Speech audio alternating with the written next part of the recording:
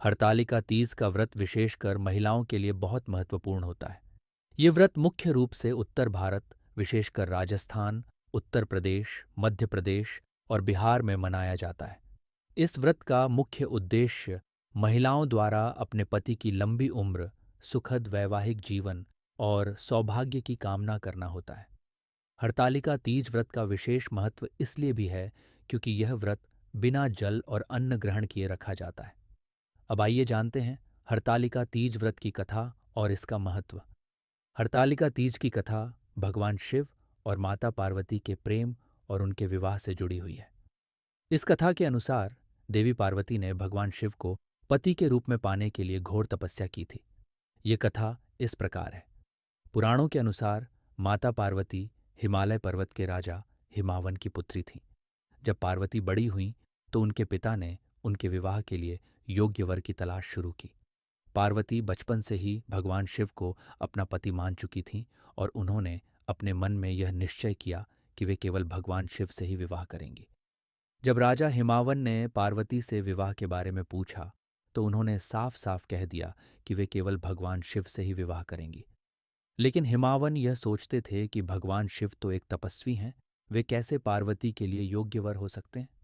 इसलिए हिमावन ने पार्वती का विवाह भगवान विष्णु से तय कर दिया। पार्वती अपनी सखी से अपने मन की बात साझा करती है और कहती हैं कि वे भगवान विष्णु से विवाह नहीं करना चाहती क्योंकि उनका मन तो भगवान शिव में रमा हुआ है। इस पर पार्वती की सखी उन्हें एक योजना बताती है। वह पार्वती को अपने साथ ले जाती है और दोनों जंगल में चली जाती हैं। वहां पार्वती अपनी सखी के साथ एक गुफा में रहने लगती है और भगवान शिव को पाने के लिए कठोर तपस्या करना शुरू कर देती है। पार्वती की कठोर तपस्या को देखकर भगवान शिव प्रसन्न हो गए। उन्होंने पार्वती के समर्पण और प्रेम को देखा और प्रकट होकर उन्हें वरदान दिया कि वे ही उनके पति बनेंगे। भगवान शिव ने पार्वती से कहा कि उनकी तपस्या ने उन्हें प्रसन्न किया है और वे अब उनके साथ विवाह करेंगे।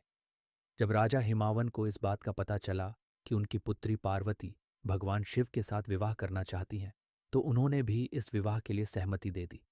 इसके बाद भगवान शिव और पार्वती का विवाह धूमधाम से संपन्न हुआ।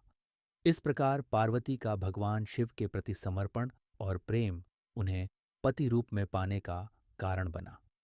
हरतालिका तीज व्रत को अत्यधिक कठिन माना जाता है क्योंकि यह व्रत निर्जला और निराहार रखा जाता है। इस व्रत को करने से विवाहित महिलाएं अपने पति की लंबी उम्र, स्वास्थ्य और सुखद वैवाहिक जीवन की कामना करती हैं। वहीं अविवाहित कन्याएं इसे अच्छे और मनपसंद पति की प्राप्ति के लिए करती हैं।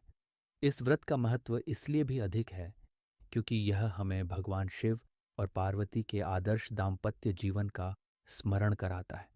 ये व्रत पति पत्नी के रिश्ते में विश्वास, प्रेम और समर्पण को बढ़ावा देता है। हरतालिका तीज व्रत की शुरुआत भोर में ही होती है।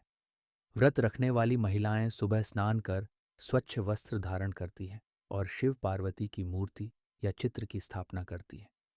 पूजा में भगवान शिव, माता पार्वती और गणेश जी की विशेष पूजा की जाती है। पूजन के दौरान महिलाएं पार्वती माता की कथा सुनती हैं और उनसे अपने पति की लंबी उम्र और सुखद वैवाहिक जीवन की कामना करती हैं।